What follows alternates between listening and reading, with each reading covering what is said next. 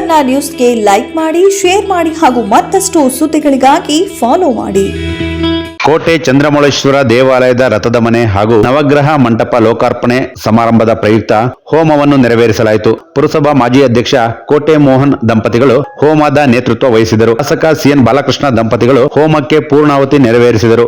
ಪುರಸಭೆಯ ಮಾಜಿ ಅಧ್ಯಕ್ಷೆ ಬನಶಂಕರಿ ರಘು ಹಾಗೂ ಸ್ಥಾಯಿ ಸಮಿತಿ ಮಾಜಿ ಅಧ್ಯಕ್ಷ ಗಣೇಶ್, ಮುಖ್ಯ ಅಧಿಕಾರಿ ಯತೀಶ್, ನವೋದಯ ಶಿಕ್ಷಣ ಸಂಸ್ಥೆಯ ಅಧ್ಯಕ್ಷ ಮಂಜುನಾಥ್, ಟಿಎಪಿಸಿಎಂಎಸ್ನ ಅಧ್ಯಕ್ಷ ವೆಂಕಟ, ನಿರ್ದೇಶಕ ರಮೇಶ್ ಸೇರಿದಂತೆ ಕೋಟೆ ಬಡಾವಣೆಯ ಭಕ್ತಾದಿಗಳು ಮತ್ತು ಮುಖಂಡರು ಇದೇ ವೇಳೆ ಉಪಸ್ಥಿತರಿದ್ದರು. ಧಾರ್ಮಿಕ ವಿಧಿ ವಿಧಾನಗಳನ್ನು ಬಾಲಕೃಷ್ಣ ಭಟ್ ನೆರವೇರಿಸಿದ್ದಾರೆ.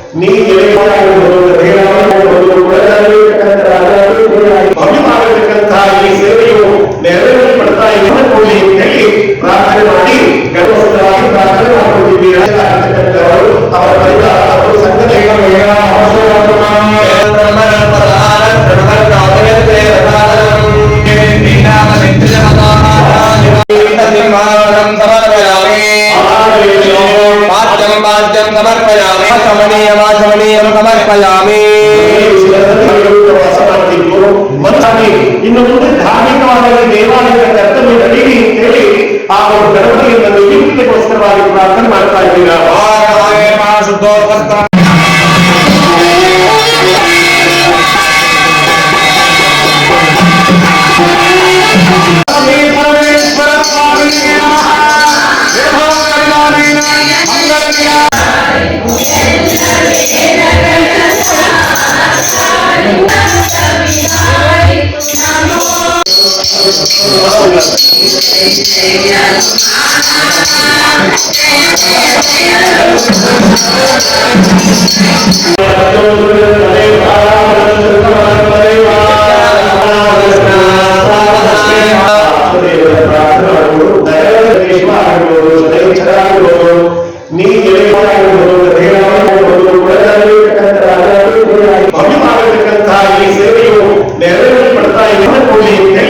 ಪ್ರಾರ್ಥನೆ ಮಾಡಿ ಗರ್ವಸ್ಥರಾಗಿ ಪ್ರಾರ್ಥನೆ ಮಾಡಿಕೊಂಡಿದ್ದೀರಾ.